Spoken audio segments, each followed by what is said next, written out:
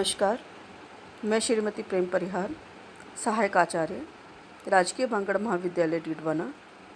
और आज हम पढ़ेंगे संस्थागत अथवा गैर व्यक्तिगत खाते, जो कि बीकॉम पार्ट सेकंड के पेपर सेकंड में पढ़ाया जाता है। स्टूडेंट्स, जैसा कि आप जानते हो, पिछले वीडियो में हमने व्यक्तिगत खातों के बारे में पढ़ा था, क्योंकि बैंक में दो प्रकार के खाते विशेष रूप से खोले जाते हैं, व्यक्तिगत खाते और गैर व्यक्तिगत खाते। अब आज हम पढ़ेंगे गैर व्यक्तिगत खातों के बारे में। गैर व्यक्तिगत खाते, यद्यपि बैंक में अधिकांश खाते व्यक्तिगत होते हैं, किंतु प्राविधिक युग में व्यावसायिक फर्में, संयुक्त पूंजी वाली कंपनियां तथा संस्थाओं के खाते भी खोले जा रहे हैं। इन खातों में मुख्य रूप से संयुक्त हिंदू परिवार, साझेदारी फर्म, संयुक्त पूंजी वाली कंपनियां, सहकारी समितियां, स्थानीय निकाय एवं संस्थाएं, स्कूल, क्लब, सामाजिक संस्था, साहित्यिक एवं सांस्कृतिक संस्था तथा सरकारी विभाग अपने खाते बैंकों में खुलवाते हैं। चूँकि ये सब खाते गैर व्यक्तिगत होते हैं, अतः इनका परिचालन करने के लिए हमें विशेष सावधानी की ज़रूरत होती है। इसी क्रम में आज हम इन सब खातों के बारे में एक एक करके विस्तार से अध्ययन करेंगे। संयुक्त हिंदू परिवार। संयुक्त हिंदू परिवार का अभिप्राय ऐसे हिंदू परिवार से हैं जिसमें परिवार से संबंधित सब सदस्य एक साथ रहते हैं, सबके भोजन, वस्त्र, रहने की व्यवस्था एक साथ ही होती है। ऐसे हिंदू परिवार में सब एक के लिए तथा एक सब के लिए के मोटो या उद्देश्य पर कार्य करते हैं। अतः संयुक्त हिंदू परिवार का पैतृक संपत्ति के स्वामित्व तथा हस्तांतरण संबंधी अधिकारों का निर्धारण हिंदू विधान की दो प्रचलित विधियों के आधार पर किया जाता है। ये दो प्रकार की विधियां होती हैं, जिसमें मिताक्षरा विधान, इस विधान के अंतर्गत संयुक्त हिंदू परिवार की वंशानुगत संपत्ति पर उस परिवार के सभी पुत्र पुत्रियों का संयुक्त अधिकार होता है। यह अधिकार उन्हें गर्भाधान के समय से ही प्राप्त होना माना जाता है। इसलिए संयुक्त हिंदू परिवार की वंशानुगत संपत्ति की जमानत पर ऋणदाता बैंक को ऋण स्वीकार करने से पहले ही सभी सदस्यों की सहमति लेना जरूरी है, अन्यथा ऋण की वसूली परिवार की वंशानुगत संपत्ति से करना संभव नहीं हो सकता। दूसरी विधि है दाया भाग विधान। इस विधान के अंतर्गत पिता के जीवित रहने तक पुत्र को पिता की संपत्ति में कोई अधिकार नहीं मिलता। पिता की मृत्यु के पश्चात ही पुत्र को पिता की संपत्ति में अधिकार मिलता है। यहाँ यह भी ध्यान देने वाली बात है कि दोनों विधानों के अतिरिक्त हिंदू उत्तराधिकार अधिनियम 1956 के लागू होने के बाद से यह व्यवस्था है कि संयुक्त हिंदू परिवार में सदस्य रहे सहभागी की मृत्यु पर मृत सहभागी का हिस्सा उसकी पत्नी एवं पुत्रियों में भी विभाजनीय होगा। ये संशोधन 1956 अधिनियम के बाद में ये व्यवस्था की गई है। संयुक्त हिंदू परिवार की वैधानिक स्थिति को ध्यान में रखते हुए बैंकर को ऐसा खाता खोलने एवं उसके परिचालन में विशेष सावधानियों की आवश्यकता होती है। ये विशेष सावधानियाँ कौन कौन सी हैं? जिसमें कर्ता या व्यवस्थापक के नाम से ही खाता खोलना। संयुक्त हिंदू परिवार में सबसे बड़े पुरुष सदस्य मुखिया या कर्ता के रूप में जब परिवार के व्यवसाय एवं संपत्ति का प्रबंध करता है, तो उस मुखिया या कर्ता को अव्यक्त प्राधिकार मिल जाता है कि वह परिवार की ओर से ऋण ले सकता है, संपत्ति को गिरवी रख सकता है तथा आवश्यक दस्तावेज निष्पादित कर सकता है। अतः संयुक्त हिंदू परिवार के कर्ता अथवा व्यवस्थापक के नाम से खाता तभी खोला जा सकता है जब संयुक्त हिंदू परिवार के व्यवसाय की अनेक स्थानों पर शाखाएं हों और मुखिया के लिए उन सब स्थानों पर खातों का परिचालन करना संभव न हो। बैंक को ऋण देते समय संयुक्त हिंदू परिवार के सभी सदस्यों के हस्ताक्षर उन ऋण दस्तावेजों पर करा लेना चाहिए। दूसरा, संयुक्त हिंदू परिवार के व्यवसाय की प्रकृति एवं स्वामित्व के संबंध में पूर्ण जानकारी जरूरी है। बैंक में खाता खोलते समय उसका दायित्व निर्धारित करने के लिए व्यवसाय के स्वामित्व संबंधी तथ्यों पर सभी सहभागियों की सहमति ले लेना आवश्यक है। कर्ता अथवा व्यवस्थापक के अधिकारों की जानकारी।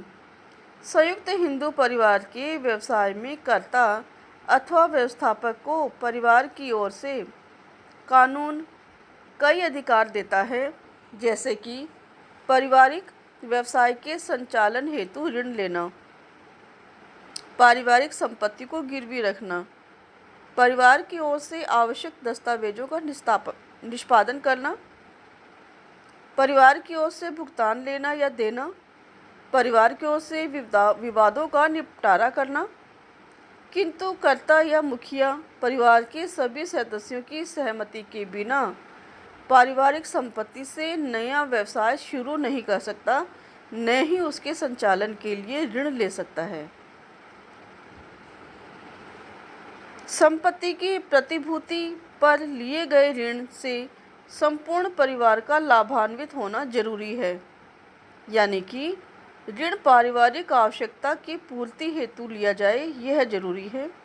इसके लिए यह आवश्यक है कि सरकारी ऋणों एवं करों का भुगतान, पारिवारिक सदस्यों अथवा उनके बच्चों का भरण पोषण, पारिवारिक संस्कार, उत्सव या मृत्यु संस्कार संपादन करने के लिए लिया गया ऋण, पारिवारिक सदस्यों की फौजदारी मुकदमों से सुरक्षा, पारिवारिक व्यवसाय के संचालन। यदि इन सब कार्यों के लिए ऋण लिया जाता है तो यह पारिवारिक आवश्यकता की पूर्ति के लिए लिया गया ऋण माना जाएगा। किंतु सट्टे या किसी नए व्यवसाय के लिए बिना पारिवारिक अनुमति से लिए गए ऋण के लिए कर्ता या मुखिया स्वयं व्यक्तिगत रूप से उत्तरदायी होगा। बैंक को इन सब चीज़ों, इन परिस्थितियों को ध्यान में रखना चाहिए। संयुक्त परिवार सदस्यों का दायित्व। संयुक्त परिवार व्यवसाय के संचालन हेतु कर्ता अथवा मुखिया के द्वारा लिए गए ऋण के शोधन के लिए परिवार के सभी सदस्य वंशानुगत अपनी अपनी संपत्ति अनुपात में उत्तरदायी होंगे, पर कर्ता का दायित्व असीमित होता है। यानी कि जो सदस्य हैं वो तो अपनी संपत्ति के अनुपात में उत्तरदायी होंगे, लेकिन कर्ता या मुखिया का दायित्व जो होगा वह असीमित होगा। संयुक्त परिवार तथा साझेदारी। यदि संयुक्त हिंदू परिवार का कोई सदस्य सबकी सहमति से साझेदारी फर्म में शामिल होता है तो साझेदारी की देनदारी के लिए पारिवारिक संपत्ति को उत्तरदायी ठहराया जा सकता है। किंतु यदि कोई सदस्य अपनी स्वयं की प्रेरणा से बिना अन्य सदस्यों की सहमति से साझेदारी में शामिल होता है तो साझेदारी फर्म के दायित्वों की पूर्ति के लिए साझेदार सदस्य की व्यक्तिगत संपत्ति ही ऐसे दायित्वों का भुगतान के लिए उत्तरदायी होंगी। पारिवारिक संपत्ति को उत्तरदायी ठहराया नहीं जा सकता है। इकलौते पुत्र या पिता का संयुक्त परिवार। यदि किसी संयुक्त हिंदू परिवार में केवल पिता और इकलौता पुत्र ही हो और पिता कोई नया व्यवसाय प्रारंभ कर उसका संचालन करे तो वह पारिवारिक व्यवसाय ही माना जाएगा और ऐसे व्यवसाय के संचालन हेतु लिए गए ऋणों के शोधन का दायित्व तो पारिवारिक संपत्ति से ही होगा। अन्य तथ्य जिसके अंतर्गत बैंक को सुरक्षा हेतु संयुक्त हिंदू परिवार के सदस्यों के व्यवसाय, सदस्यों के नाम, उम्र, कर्ता के अधिकार, अवयस्क सदस्यों के नाम आदि का घोषणा पत्र तथा कर्ता सहित सभी वयस्क सहभागियों के हस्ताक्षर यदि खाता खोलते समय ही ले लेने चाहिए। अवयस्क के भी वयस्क होते ही हस्ताक्षर करा लेने चाहिए। इनके अंदर बैंक को विशेष सावधानी बरतनी चाहिए। यहाँ यह भी ध्यान देने योग्य बात है कि ईसाई व मुस्लिम संप्रदाय में संयुक्त परिवार प्रथा मान्य नहीं होने से उनका संयुक्त परिवार खाता बैंक में नहीं खोला जा सकता। उनके लिए केवल व्यक्तिगत खाते ही खोले जा सकते हैं। तो ये चीज़ें बैंक को विशेष रूप से ध्यान में रखनी चाहिए जब वह संयुक्त हिंदू परिवार का खाता खोलता है। तो अगला हमारा मुख्य बिंदु है साझेदारी फर्म। भारतीय साझेदारी अधिनियम 1932 की धारा के अनुसार साझेदारी का अभिप्राय दो या दो से अधिक व्यक्तियों के बीच संबंध है जिन्होंने किसी ऐसे कारोबार से अर्जित लाभ को बांटने का समझौता किया है जिसे वे सब अथवा उन सब के लिए कार्य करते हुए कोई एक व्यक्ति चलाता है। इस प्रकार साझेदारी संबंध लिखित अथवा मौखिक अनुबंध से उत्पन्न होता है। इसमें दो या दो से अधिक किंतु 20 से अधिक व्यक्ति साझेदार नहीं हो सकते। लेकिन बैंकिंग व्यवसाय में संलग्न फर्म में साझेदारों की संख्या 10 से अधिक नहीं हो सकती। यदि यह सदस्य संख्या अधिक होती है, सामान्य व्यवसाय के अंदर हम बात करते हैं, अगर 20 से अधिक होती है और बैंकिंग व्यवसाय में 10 से अधिक होती है तो यह साझेदारी फर्म अवैधानिक हो जाती है। इस साझेदारी संबंध के अंतर्गत सम्मिलित होने वाले व्यक्ति को व्यक्तिगत रूप में साझेदार और सामूहिक रूप में उन्हें साझेदारी फर्म कहा जाता है। साझेदारी फर्म और बैंकर क्या क्या संबंध होंगे, क्या दायित्व होंगे, क्या विशेष सावधानियां होंगी, ये हम पढ़ेंगे। अब साझेदारी फर्म एक व्यापारिक संस्था के रूप में अपने नाम से बैंक में अपना चालू खाता तथा अन्य किसी भी प्रकार का खाता खोल सकती है। चूँकि किसी साझेदारी फर्म के एक से अधिक स्वामी होते हैं, अतः बैंक को ऐसे खातों के परिचालन अथवा ऋण देने में विशेष सावधानी की जरूरत होती है। इस हेतु बैंक को किन किन बातों को ध्यान में रखना है, वो है साझेदारी संलेख की प्राप्ति।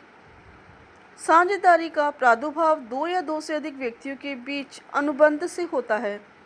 अतः बैंकर को साझेदारी फर्म का खाता खोलने से पूर्व साझेदारी संलेख की एक प्रति प्राप्त कर लेनी चाहिए, क्योंकि इस संलेख में साझेदारी फर्म के व्यवसाय की प्रकृति, साझेदारों के नाम एवं पते, साझेदारी फर्म की पूंजी की मात्रा एवं संरचना, साझेदारों के प्रबंध एवं वित्तीय अधिकार, साझेदारों के दायित्व संबंधी नियम, साझेदारों में परिवर्तन संबंधी व्यवस्था एवं नियम, साझेदारों के गर्भित अधिकार पर रोक आदि कई बातों का समावेश होता है। इस सब चीज़ों का अध्ययन बैंक के हितों की रक्षा के लिए जरूरी होता है। अगर लिखित समझौता नहीं हो तो बैंक को उपरोक्त जानकारी खाता खोलने से पूर्व लिखित में सभी साझेदारों के हस्ताक्षरों सहित ले लेनी चाहिए। अगर लिखित संलेख है तब तो सबसे अच्छा है, और लिखित संलेख नहीं है तो भी बैंक को इन सब से लिखित में हस्ताक्षर युक्त सहमति ले लेनी चाहिए कि हम किस तरह से काम करेंगे। ये बैंक के लिए फ़ायदेमंद होता है। फर्म खाता के नाम से खाता। बैंकर को साझेदारी खाता केवल फर्म के नाम से ही खोलना चाहिए। किसी एक या अधिक साझेदारों के नाम से खाता खोलना उचित नहीं है। खाता खोलने से पूर्व बैंक को एक संयुक्त आवेदन पत्र अथवा उस प्रस्ताव की प्रतिलिपि ले लेनी चाहिए जिसके द्वारा फर्म का बैंक में खाता खोलने का निर्णय लिया गया है। अगला, बैंक खाता परिचालन का अधिकार।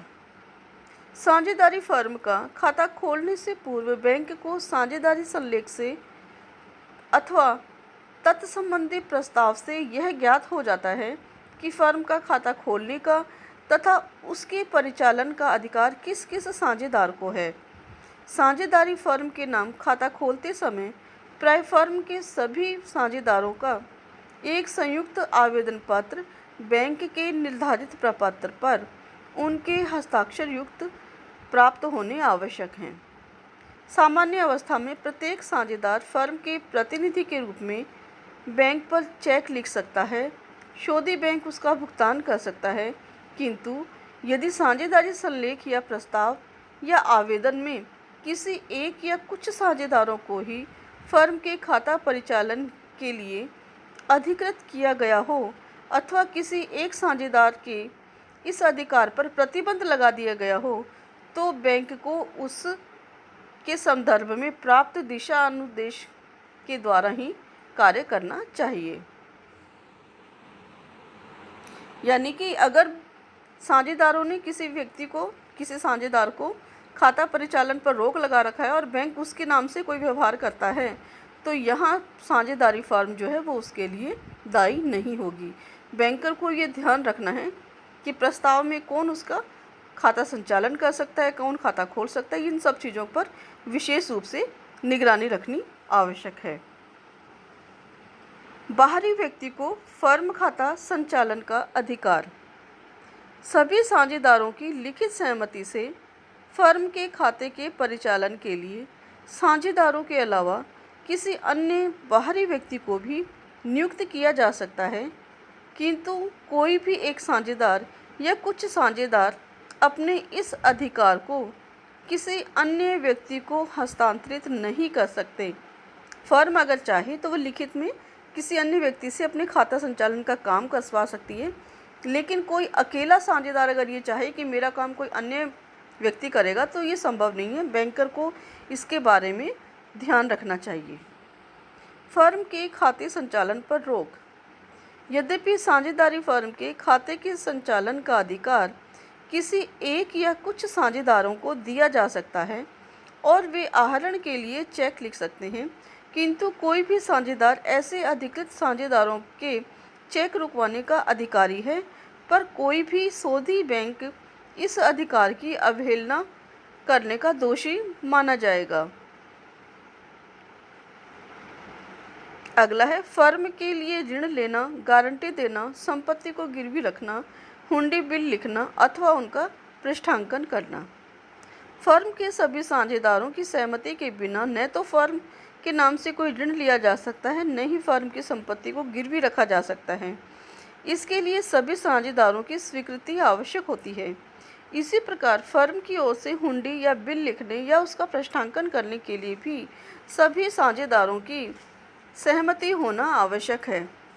इसके अभाव में बैंक को फर्म की संपत्ति या चेक बिलों के भुगतान पर वैधानिक अधिकार नहीं मिलता है। एक अनाधिकृत साझेदार उपरोक्त कार्यों के लिए फर्म का उत्तरदायी नहीं बना सकता है। फर्म को ऋण देने में सतर्कता। एक फर्म को ऋण देते समय बैंक को फर्म की संपत्ति, उसकी लाभ हानि तथा ऋण चुकाने की क्षमता की जानकारी हेतु फर्म के अंतिम खातों की एक प्रमाणित प्रतिलिपि प्राप्त कर लेनी चाहिए तथा ऋण की अदायगी सुगम बनाने के लिए सुरक्षा हेतु सभी साझेदारों की व्यक्तिगत तथा सामूहिक गारंटी भी ले लेनी चाहिए। ऋण देते समय फर्म की वैधानिकता को भी देखना आवश्यक है, क्योंकि अवैधानिक फर्म को यदि ऋण दिया गया तो उसके संदर्भ में बैंक को लापरवाही का दोषी माना जा सकता है। व्यक्तिगत ऋणों को फर्म खाते से चुकाना अथवा फर्म के चेकों का भुगतान को साझेदारी के व्यक्तिगत खातों में जमा करना वर्जित है। कोई भी साझेदार न तो अपनी व्यक्तिगत अधिविकर्षों या ऋणों का भुगतान फर्म के खातों से चुकाने का अधिकारी है और न ही फर्म के चेकों या भुगतानों को अपने व्यक्तिगत खातों में से जमा कराने का अधिकारी है। अतः बैंक को यह पूरी सावधानी बरतनी चाहिए, अन्यथा इसके लिए बैंक स्वयं उत्तरदायी होगा। व्यक्तिगत खातों और फर्म के खातों का पृथकीकरण बहुत जरूरी है, अन्यथा इन व्यवहारों के लिए बैंक स्वयं उत्तरदायी हो सकता है। अगला है हमारा अवयस्क खातेदार के अधिकार एवं दायित्व। यद्यपि अवयस्क अनुबंध करने के योग्य नहीं होने से फर्म का साझेदार नहीं बन सकता, किंतु भारतीय साझेदारी अधिनियम 1932 की धारा 30 के अंतर्गत सभी वयस्क साझेदारों की सहमति से अवयस्क को साझेदारी लाभों के लिए साझेदार बनाया जा सकता है, किंतु उसे फर्म के गोपनीय दस्तावेजों को देखने अथवा फर्म से संबंध विच्छेद के बिना फर्म की संपत्ति एवं लाभ का अपना हिस्सा प्राप्त करने के लिए फर्म पर मुकदमा चलाने का अधिकार नहीं होता है। एक अवयस्क साझेदार व्यक्तिगत रूप से फर्म के किसी भी कार्य अथवा ऋण के लिए उत्तरदायी नहीं होता है। उसका दायित्व साझेदारी अधिनियम के अनुसार फर्म में उसकी संपत्ति तथा लाभांश की सीमा तक ही सीमित रहता है। अतः इन वैधानिक प्रावधानों के मद्देनज़र बैंक को फर्म के साथ व्यवहार करना चाहिए। अवयस्क को केवल लाभ के लिए हम भागीदार बना सकते हैं। इसके संदर्भ में बैंक को विशेष सावधानी रखनी चाहिए। साझेदारों के सामान्य गर्भित अधिकारों पर रोक। यद्यपि साझेदारी अधिनियम के अंतर्गत किसी विपरीत समझौते के अभाव में प्रत्येक साझेदार को फर्म के सभी ऐसे कार्यों करने का सामान्य अधिकार है जो फर्म के सामान्य व्यापार संचालन में हितकर हो तथा वे सब कार्य ईमानदारी एवं सद्विश्वास में किए गए हों, तभी उनके द्वारा किए गए ऐसे कार्यों के लिए सभी साझेदारों को उत्तरदायी एवं बाध्य माना जाएगा। किंतु यदि किसी विपरीत समझौते या प्रचलित व्यापार परंपरा के अभाव में किसी भी साझेदार को गर्भित अधिकार कानून अगर होते हैं और उनके अंतर्गत वह काम करता है, तो ये वर्जित कार्य माने जाएंगे, जैसे कि फर्म संबंधी किसी भी विवाद को पंच निर्णय के लिए सौंपना, फर्म के लिए व्यक्तिगत नाम से खाता खोलना, फर्म के लिए एजेंट नियुक्त करना या अधिकार का हस्तांतरण करना, फर्म के लेनदारों को चुकाना या उनसे समझौता करना, फर्म की ओर से चलाए गए मुकदमे को वापस लेना, फर्म की ओर से किसी अन्य साझेदार में सम्मिलित होना, फर्म की ओर से कोई अचल संपत्ति खरीदना, बेचना या हस्तांतरण करना, फर्म के विरुद्ध किसी भी वाद में दायित्व स्वीकार करना।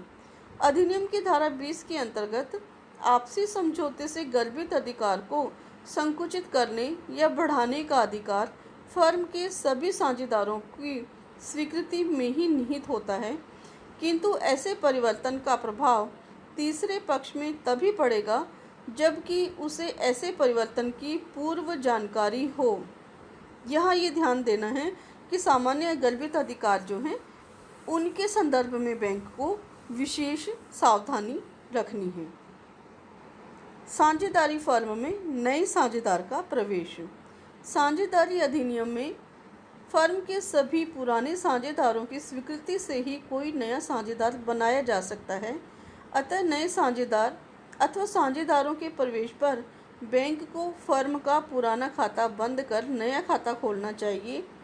फर्म का नया खाता खोलने से पूर्व वही सब प्रक्रियाएं फिर से दोहरानी होंगी तथा खाता परिचालन के नवीन दिशा निर्देश प्राप्त करने होंगे और उनका पालन करना होगा। साथ ही पुराने साझेदारों में से एक घोषणा पत्र पर हस्ताक्षर करवा लेने चाहिए ताकि वे सब अपने पुराने दायित्वों के प्रति भी उत्तरदायी रहें। फर्म के साझेदारों का संयुक्त एवं पृथक दायित्व।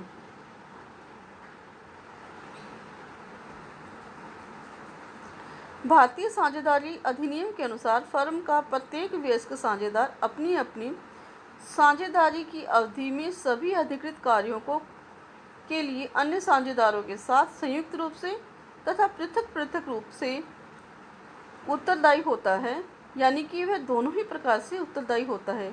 यही नहीं, यदि फर्म और साझेदार दोनों ही ऋणी हैं तो फर्म के विघटन होने पर फर्म के ऋण फर्म की संपत्ति में से चुकाए जाएंगे। उसके बाद भी अगर फर्म की कोई संपत्ति बची रहे तो उसे साझेदारों के निजी ऋणों के चुकाने में प्रयुक्त किया जा सकता है। इसी प्रकार के कानून के अन्य प्रावधानों के अंतर्गत साझेदारों को निजी व्यक्तिगत संपत्ति का प्रयोग पहले निजी ऋणों को चुकाने में किया जाएगा तथा शेष का उपयोग आवश्यकता पड़ने पर फर्म के दायित्वों को निपटाने में किया जा सकेगा। साझेदारों की निवृत्ति। जब कोई साझेदार फर्म से अवकाश ग्रहण कर लेता है तो वह फर्म के सभी शेष साझेदारों से अनुमति लेकर अथवा साझेदारी समझौते के अनुसार फर्म से अवकाश ग्रहण कर सकता है। ऐच्छिक साझेदारी की अवस्था में तो कोई भी साझेदार केवल लिखित सूचना देकर ही फर्म से अवकाश ग्रहण कर सकता है। फर्म से निवृत्त होते ही ऐसे साझेदार को अपनी निवृत्ति की सूचना बैंक को देनी चाहिए, अन्यथा फर्म से अवकाश ग्रहण करने वाले साझेदार की निवृत्ति के बाद बैंक द्वारा फर्म को दिए गए ऋणों के लिए उत्तरदायी ठहराया जा सकता है। सूचना मिलते ही बैंक को फर्म का पुराना खाता बंद कर नया खाता खोलने की प्रक्रिया अपनानी चाहिए ताकि नई फर्म एवं पुरानी फर्म के दायित्वों का अलग से विभाजन किया जा सके और भावी उलझनों से बचा जा सके। साझेदार का पागल हो जाना। यदि फर्म का कोई साझेदार पागल हो जाता है तो साझेदार के पागल होने से फर्म स्वतः समाप्त नहीं होती है। पागल साझेदार के अतिरिक्त किसी अन्य व्यक्ति अथवा साझेदार द्वारा किसी सक्षम न्यायालय में साझेदार के पागल होने के आधार पर आवेदन प्रस्तुत करने पर कोर्ट ऐसे साझेदारी फर्म की समाप्ति की आज्ञा दे सकता है तथा पागल साझेदार को फर्म के व्यवसाय में हस्तक्षेप से रोक सकता है। साझेदार के पागल हो जाने पर फर्म के हित में यही रहेगा कि पागल व्यक्ति को फर्म से पृथक कर नई फर्म का गठन कर लिया जाए, अन्यथा फर्म न्यायालय के आदेश न होने तक के पागल साझेदार के कार्यों के लिए उत्तरदायी ठहराया जा सकता है। बैंक को भी इस संबंध में विशेष सावधानी रखनी जरूरी है। साझेदार का दिवालिया हो जाना। भारतीय साझेदारी अधिनियम के अनुसार न्यायालय द्वारा जिस दिन साझेदार को दिवालिया घोषित किया जाता है उसी दिन से वह साझेदारी से अलग हुआ माना जाता है, चाहे फर्म का विघटन हुआ हो या नहीं। अतः दिवालिया घोषित होने के बाद न तो दिवालिया साझेदार की संपत्ति फर्म के बाद के किए गए कार्यों के लिए उत्तरदायी होती है और न फर्म ऐसे दिवालिया साझेदारों के द्वारा किए गए कार्यों के लिए उत्तरदायी होगी। साझेदार के दिवालिया घोषित होने पर बैंक को फर्म का पुराना खाता बंद कर शेष साझेदारों की नई फर्म का नया खाता खोलना चाहिए। दिवालिया घोषित होने के बाद अगर किसी भी साझेदार द्वारा हस्ताक्षरित चेक बैंक में प्रस्तुत किया जाता है तो बैंक को ऐसे चेक का भुगतान रोक देना चाहिए और उस चेक के भुगतान के संबंध में शेष सभी साझेदारों से नए दिशा निर्देश प्राप्त करने चाहिए। साझेदार की मृत्यु। साझेदारी संलेख में यदि कोई विपरीत अनुबंध नहीं है और उसके अभाव में किसी भी साझेदार की मृत्यु पर साझेदारी फर्म स्वतः विघटित मानी जाती है, इसकी सूचना मिलते ही बैंक को फर्म का खाता बंद कर देना चाहिए ताकि मृतक के उत्तराधिकारियों का उत्तरदायित्व तो निश्चित किया जा सके। यदि फर्म किसी विपरीत अनुबंध के कारण विघटित नहीं की जाती है अर्थात शेष साझेदार द्वारा फर्म को चालू रखा जाता है तो बैंक को ऐसी अवस्था में भी फर्म का नया खाता खोल लेना चाहिए। मृत्यु से पूर्व मृतक द्वारा जारी चेकों का भुगतान जीवित शेष साझेदारों की सहमति पर ही करना चाहिए। साझेदारी की समाप्ति। साझेदारी की समाप्ति पर साझेदारी फर्म भी समाप्त हो जाती है, अतः उसके आर्थिक लेन देनों के निपटारों के लिए ही बैंक खातों का संचालन किया जाता है।